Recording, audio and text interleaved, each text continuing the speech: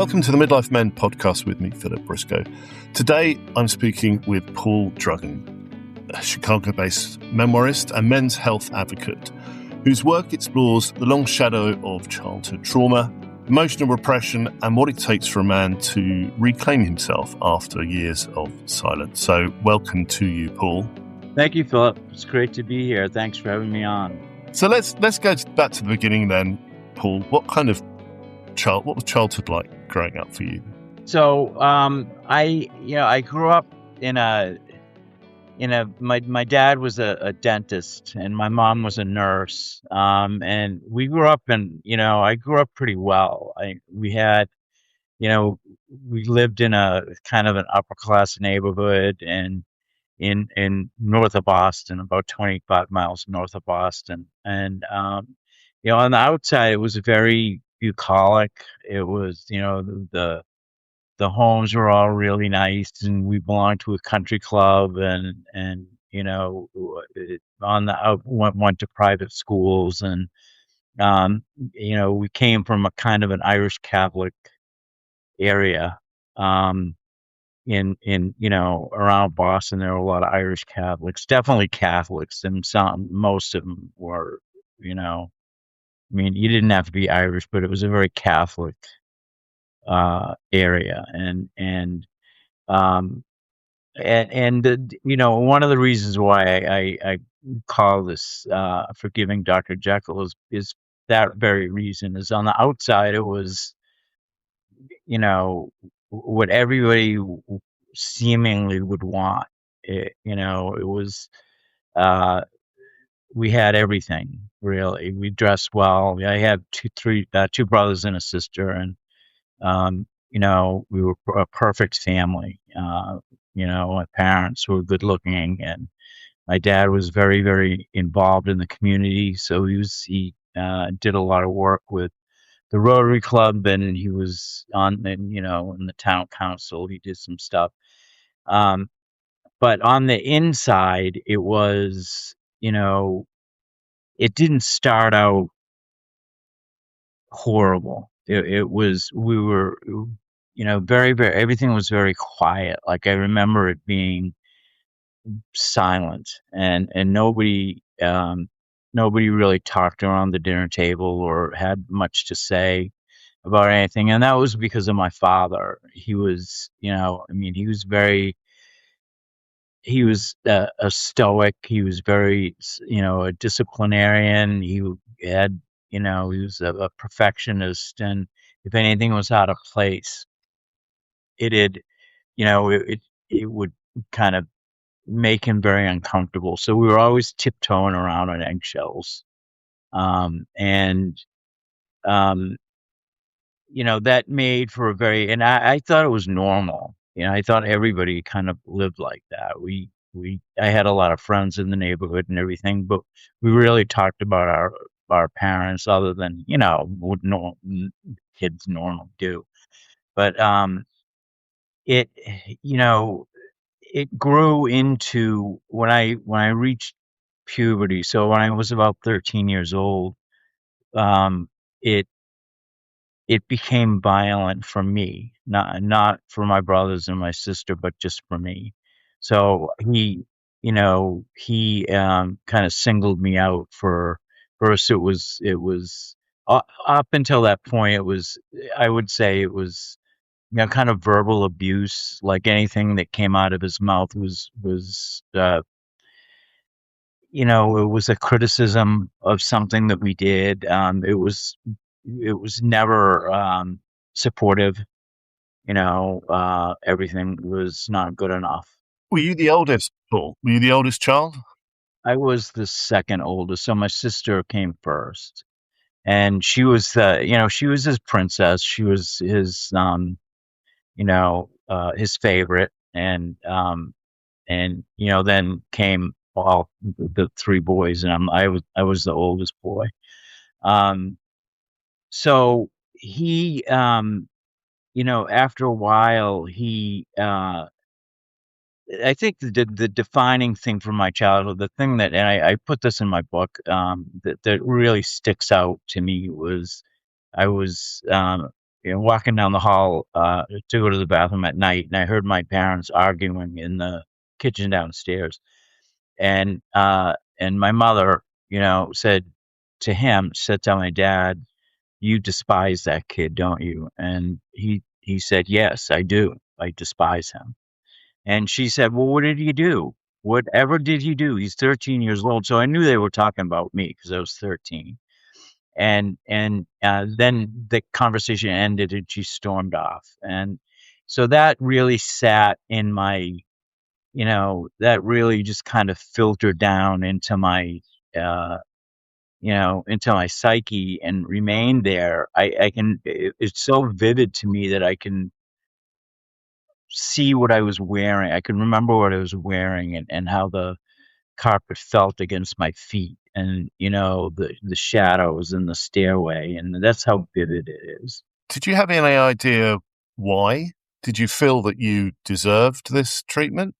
I always felt I deserved it, and that's the way that we were made to feel was that we were always doing something wrong. And if there was something uh, that he gave us when we were real little kids, he would give us the belt. So if we did something, if we acted up, or we never spoke back to my mother or him ever, you know. But if we did something that just pleased him, he would line us up and we'd drop our drawers and he'd belt us. And that ended after a while, after we got older, for everybody else except me. But yeah, I always thought that I deserved it, and I never questioned. I never questioned the what was to come as abuse. Did you tell anyone? I know you said you didn't really discuss your parents with your friends, but did you tell anyone at all that what was going on at home? Nobody. I didn't discuss it with anybody. And that's a poignant question. My mother passed back in 5 years ago, and when she was dying, I went to talk to her about some of these things, not all of them, because I didn't want to upset her, and she was there for all of it, of course. But I brought up a couple of these things, that conversation being one of them. And she denied it, and she told me that it was crazy, that he'd never say anything like that. And where did you get that idea? So even on her deathbed, he had been dead for a long time, but even on her deathbed, she was sticking up for him. And it was just you know it was just so it bred so many horrible things, like I never trusted anybody, because of that. But yeah, it's a long way around. The answer to your question is no. I never told anybody, uh, a priest or any school counselors, or I had, a pretty good friend who was a neighbor who I liked, who's older. He was my dad's age, that I felt pretty close to. But I was so embarrassed, you know. And like I said, I thought I deserved it. So why should I tell anybody about it? Because I was the one that was, doing the horrible things that I supposedly was doing. And how did it affect your behavior then? Outside of the home as well as inside.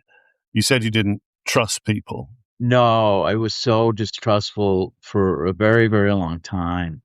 And I was quiet.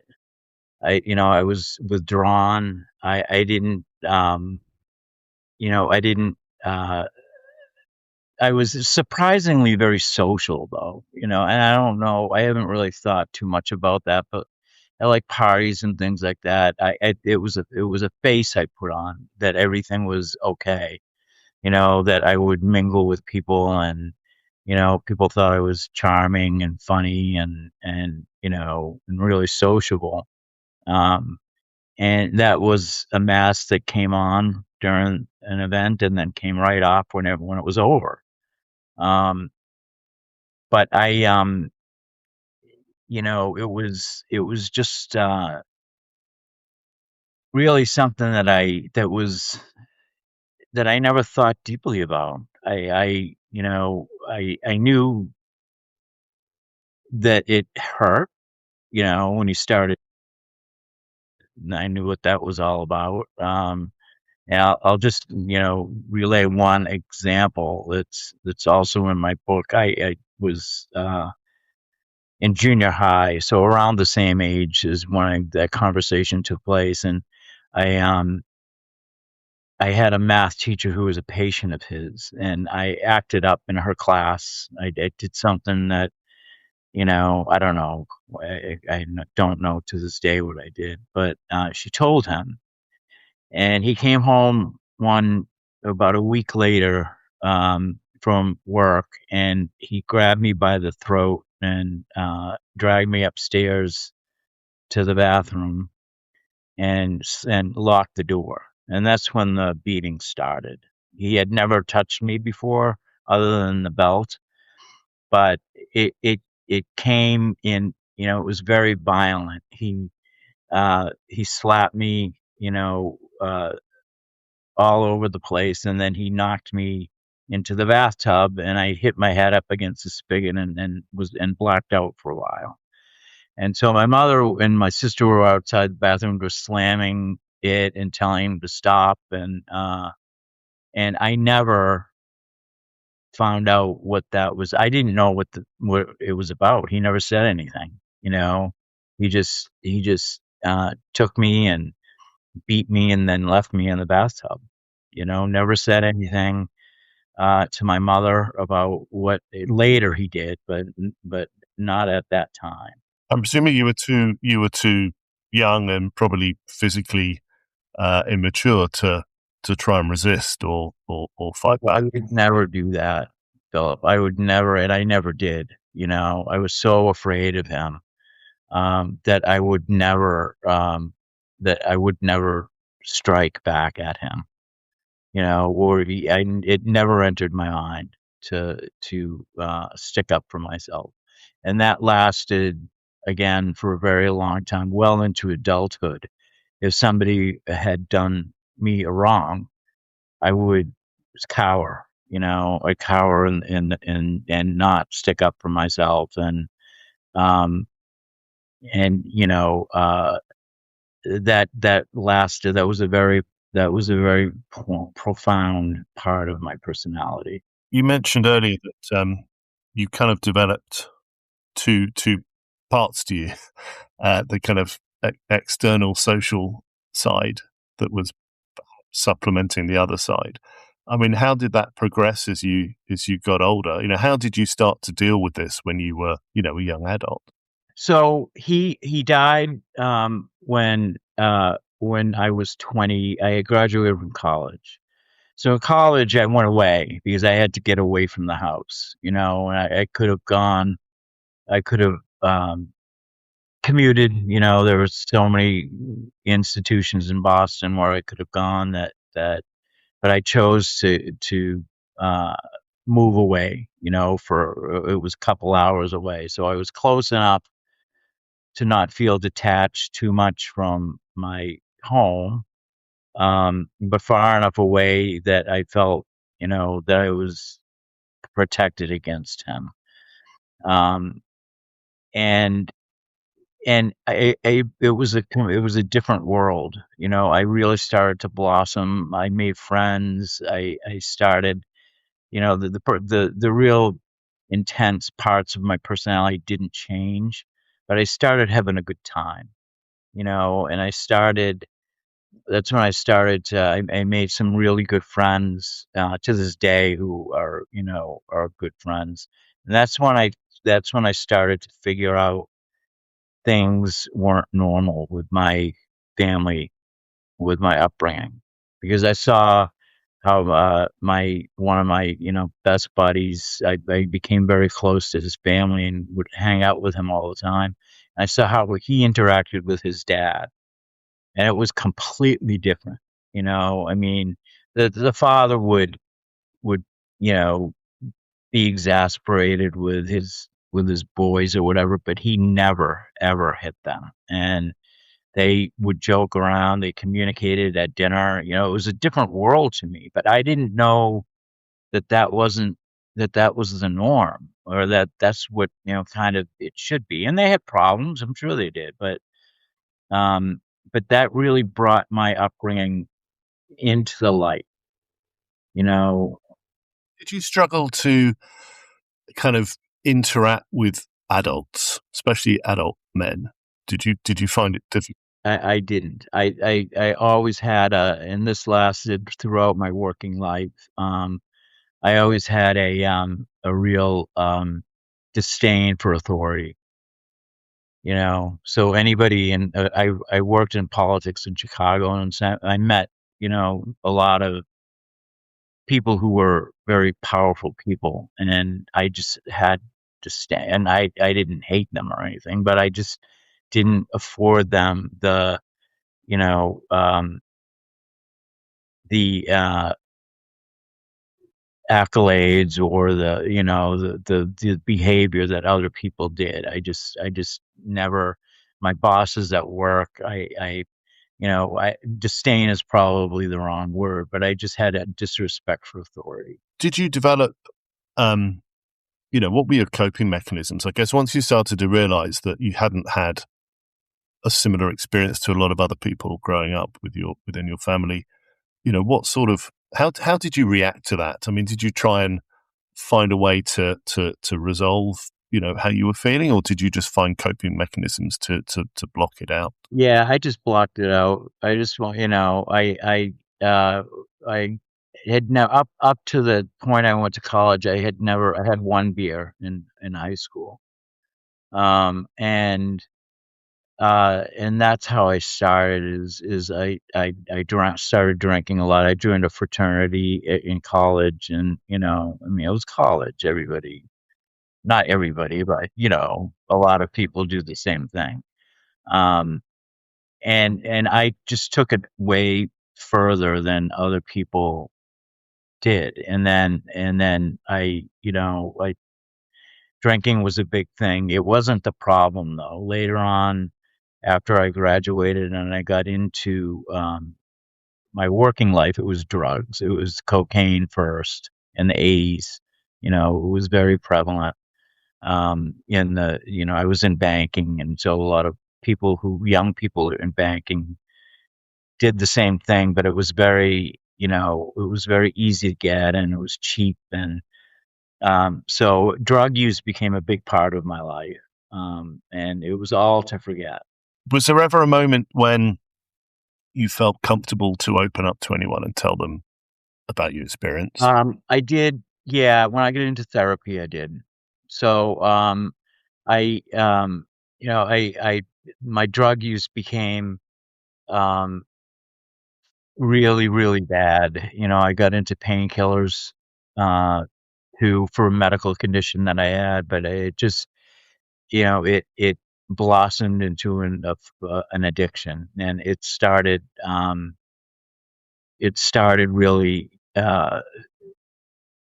dampening my health. I had a lot of heart problems and blood pressure problems and everything. And so after that, um, I came back to Chicago, and I started therapy with the woman I'm still with now. So it's been a really long time. But that's the first time that I opened up to anybody about any of this, because nobody would listen to me. So was that your tipping point then? Was that the point you realized that actually you needed to address something? Yeah, I was. I want to, and I'll say this. It was kind of an epiphany. And so I was home one day, uh, in my house, and I, I was drinking and doing drugs, and I kind of sat down on my couch, and I was just sitting there, just staring into space, which I normally did. I lived by myself, and um, I just zoned out, and I heard this this sounds really woo-woo, but I heard this voice inside me that said, "You have had enough. You're done. And if you don't do something about this, then this is going to be your life, and it won't last too long. So, you know, basically get off your butt and do something about it." And so I got into AA for a little while. Although my problem at that time wasn't alcohol, it was drugs. But I didn't like NA, so Narcotics Anonymous. I didn't really click with that crowd. So I got into AA and I stayed there, and I did therapy both at the same time. And I started really exploring spirituality. Um, I was, raised Catholic and had left the Catholic Church a long time ago. Um, and I just started reading a lot of spiritual books. So I think those three things really helped me, control what was just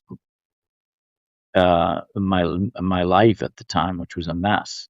And did you make the association with your, your addiction, your, reliance on alcohol and drugs? Did you consciously make the connection between your childhood and your relationship with your father and your behaviors?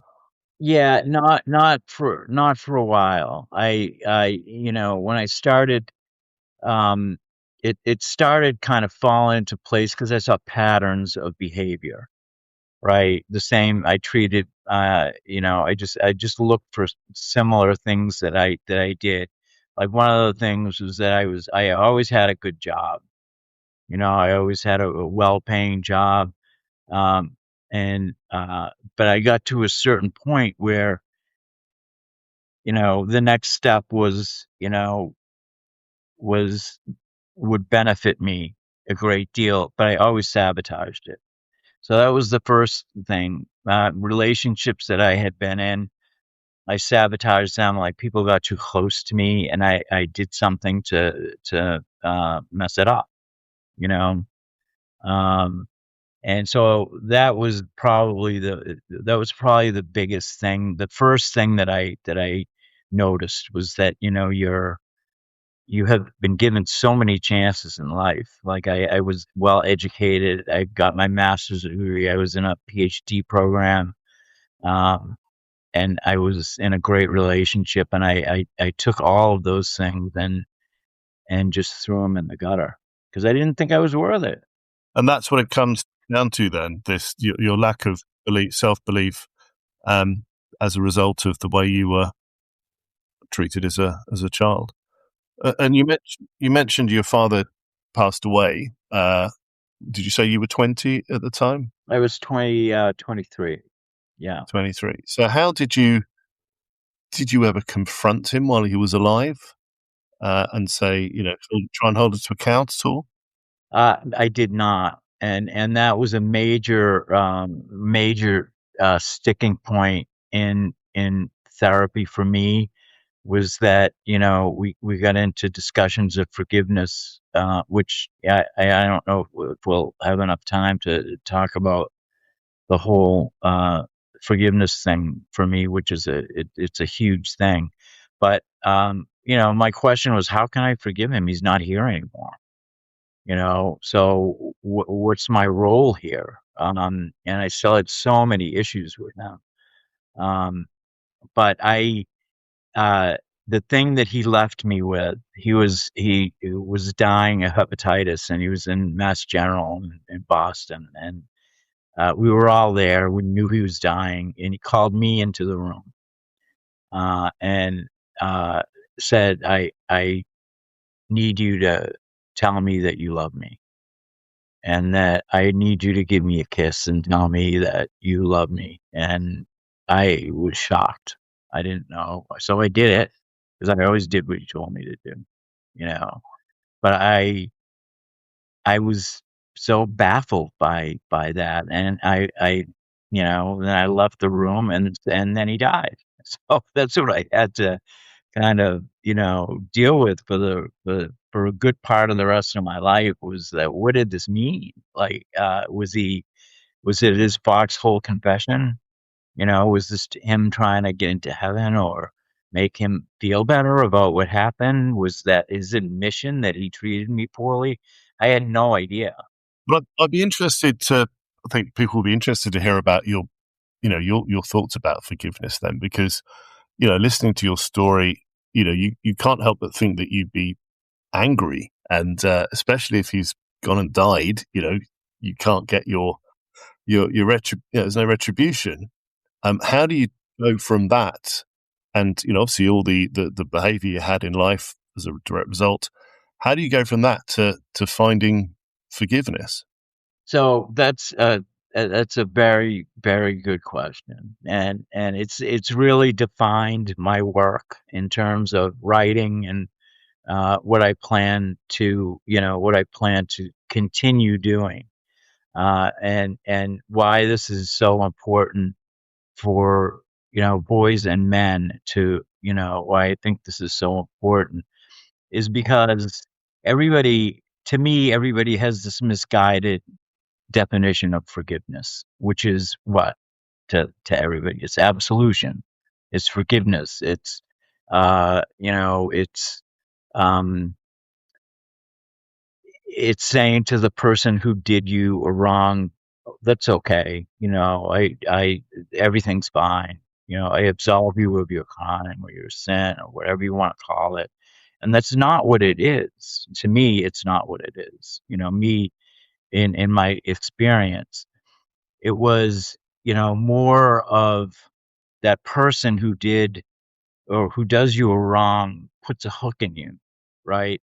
So, um, and that hook doesn't go away after the person dies or moves away or whatever. It stays with you, and it manifests itself in many different ways, and one of them is anger that you see a lot in uh young adult men.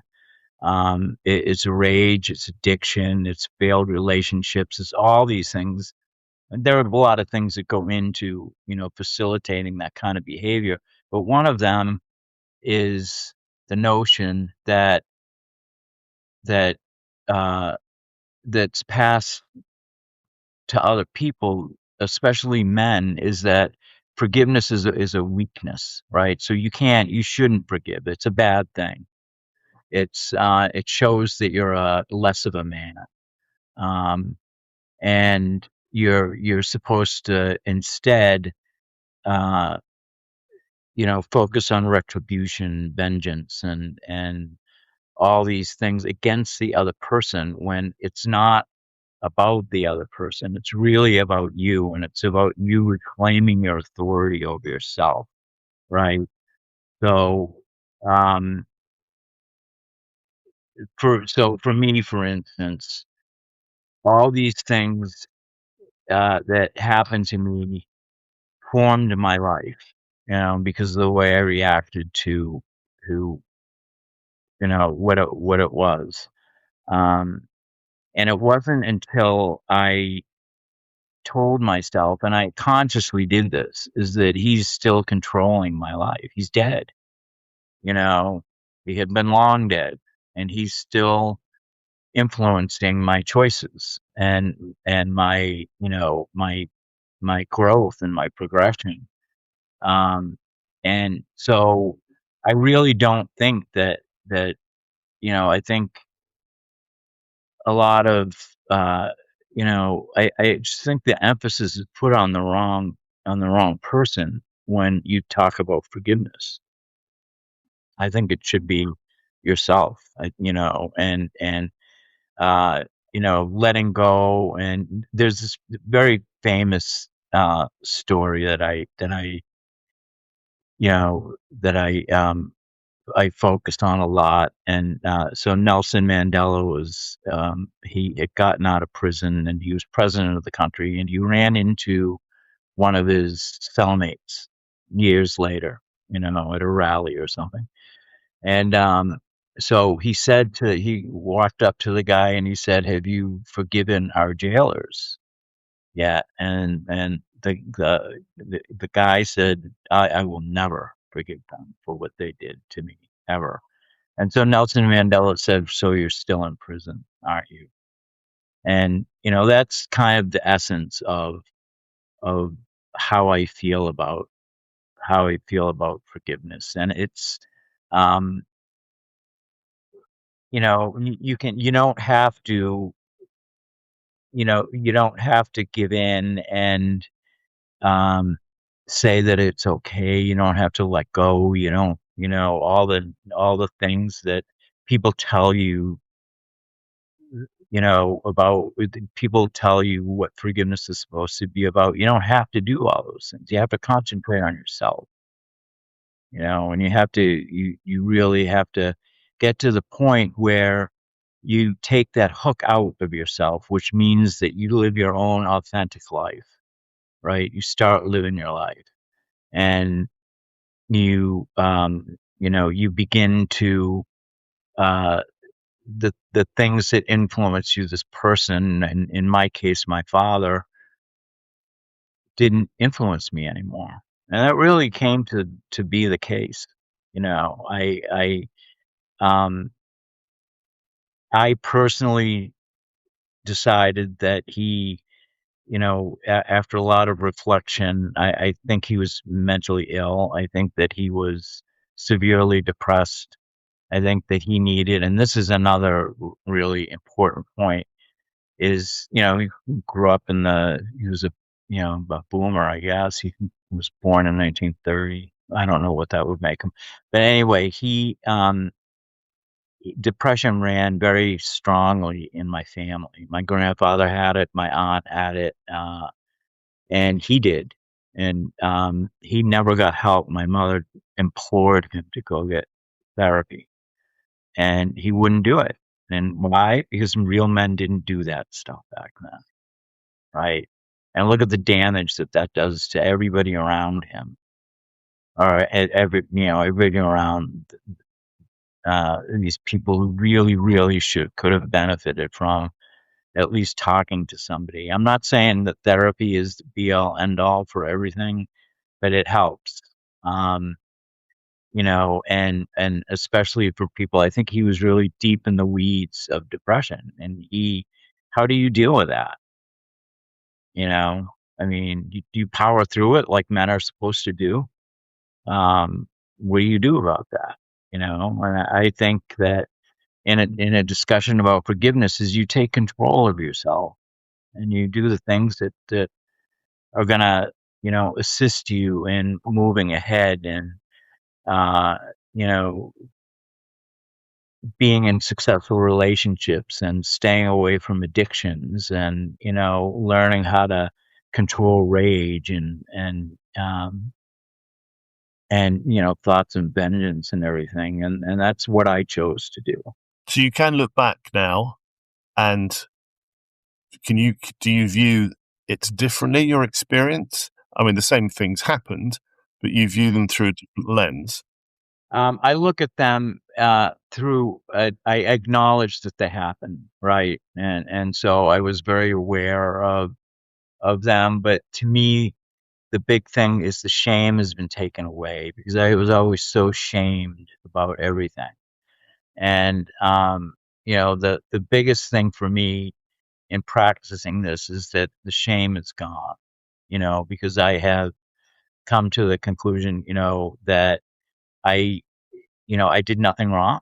I mean, and any normal, rational person could have said this a long time ago, but I was so deep in things that I couldn't, you know, my brain was wired to just think that I was just such a bad person. And you had you had an open wound, I guess, really. And I think it's been referred to that before. It hadn't been treated, and guess what? When you push something down like that or ignore it, it doesn't heal itself, right?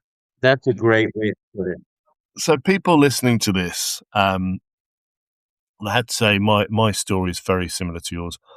People listening to this, and maybe they can't move forward. They're stuck in those destructive cycles, feeling guilty. They can't forgive. It's destroying their lives, really. What would you say to them? I mean, what's one small thing you could do just to kind of start to move forward a bit? And it may not be go and find a therapist. It may be something else, but just something small people can take away. I would say become aware. So, sit down and educate yourself about what really happened, right? So some people, um, I watched I think her name was Dr. Ford, and it was a big deal in the media when Kavanaugh was he was being confirmed for the Supreme Court, right? And so she brought charges up against him that he had sexually abused her, and she was a psychologist, and so she pushed it so far down that she had forgotten that it happened, which happens to a lot of people, is they just really spend their lives rewiring their brains to forget about what happened because it's too painful to remember. But I would say to people to just start by being aware and by being honest with yourself and saying that bad things happened and they weren't your fault. You didn't put that hook in you. Somebody else did. And if you want to be self-liberated, if you want to liberate yourself from the past, which, is kind of the goal here, the first step in doing that is to acknowledge it, acknowledge the hurt. And the other thing I would say is, what we were talking about earlier was that you're not alone. There's so many people out there that are perpetrators and that are victims of many kinds of abuse. And so I guess the main thing is to say it's not your fault. You didn't do it. You didn't do anything to deserve it. That was someone else's choice to do that to you. It wasn't your choice. And so why should you be paying the consequences of somebody else's choice for the rest of your life? Great. Thank you. That's really good advice. I think a lot of people will relate to that. So you wrote a book called Forgiving Dr. Jekyll. How did that help you in your recovery? It put everything in perspective. So in order, I worked on it for a long time. I worked on it for about 5 years, and it made me confront my family, because they had never acknowledged anything, and that was hard, but it ordered everything for me, and it really put, when you see the words on paper, it all starts to really make sense. And it was very hard to do because it was very emotional. But it taught me discipline. It was something that I went to Harvard and I wrote a master's thesis, and that was my big accomplishment in my life. I did it. I wrote it when I was 20. He was dead. So 24, 25, I think I went back to school. But everything else after that, I didn't really, have any serious accomplishment. I always gave up on everything, but I didn't with this.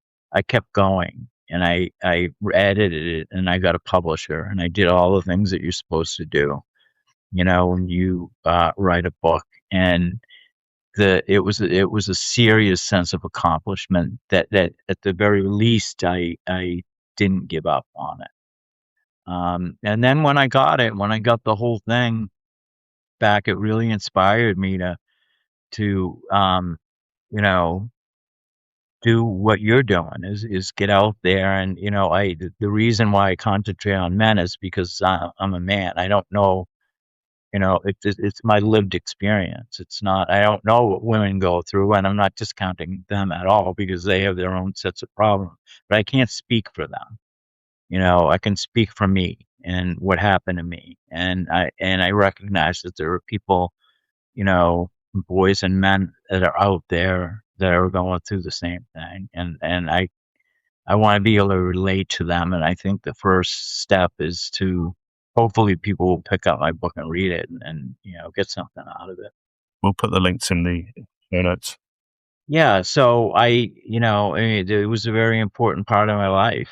And I didn't want to continue. You know, I'm retired now. So I have a lot of time on my hands and, yeah, I want to spend it doing what you're doing, you know, basically helping, being of service to people who really, you know, need it in some small way. And hoping that your message gets out to people, because if you help one person, you know, I mean, it sounds so cliche, but it's so true. If you help one person, you know, kind of overcome. The first book I sold was to this guy in Scotland, and he, you know, he called me, and it was about another topic. I forgot what it had to do with, but we started talking like you and I are doing. And he said, you know, that same thing happened to me, and can I get your book and read it? And it sounds like exactly what happened to me, and I have these serious problems because of it. And so, you know, I mean, those situations, I didn't hear from him again, but you know, you would hope that something got through. That's good. Let me ask you one more question, Paul. So, if you could speak to your 13-year-old self now, what would you say to them? I would say you're a good person, and you're kind, and you're smart, and you know, you have a lot going for you. You know, you've been given a chance, and uh, use it. Take this and talk to somebody about it. If you know somebody that will listen. Um, Again, you feel so alone because you don't know where to turn. If your family doesn't listen to you, where do you go? You know, I mean, I don't know. I mean, I think that it kind of comes from within. If you're self-confident enough where you can say, I don't deserve this, you know, and this guy's crazy, and so I'm going to do what I can to protect myself and be safe, then at that point, that's what you do. That's what you have to do. But there's nothing shameful in you know, it's funny how people can be abused and adopt this notion of shame that's so powerful, and you know, it's so strong and lasts such a long time. It's so curious to me why that comes up, you know, why that notion comes up when somebody's beating you or yelling at you or, you know, doing whatever. I don't know the answer to that question, but it's something that happens a lot. Great. Well, look, Paul, thank you so much for joining us and being open and talking to us about your experiences. Thanks for joining us. Thanks for having me. I really enjoyed speaking to you. Thank you for listening to the Midlife Men podcast with me, Philip Briscoe. If you want to find out more about Paul, visit his website, pauldrugan, drugan.com, where you can find his book, Forgiving Mr. Jekyll. And you can also find it online at Amazon or Barnes & Noble. To help raise the profile of the podcast, it really helps if you can review it and follow the show on your podcast platform. And please do share it with your own networks and people you think might benefit from listening. If you have a story to share, then do please contact me through the website mid-lifemen.com.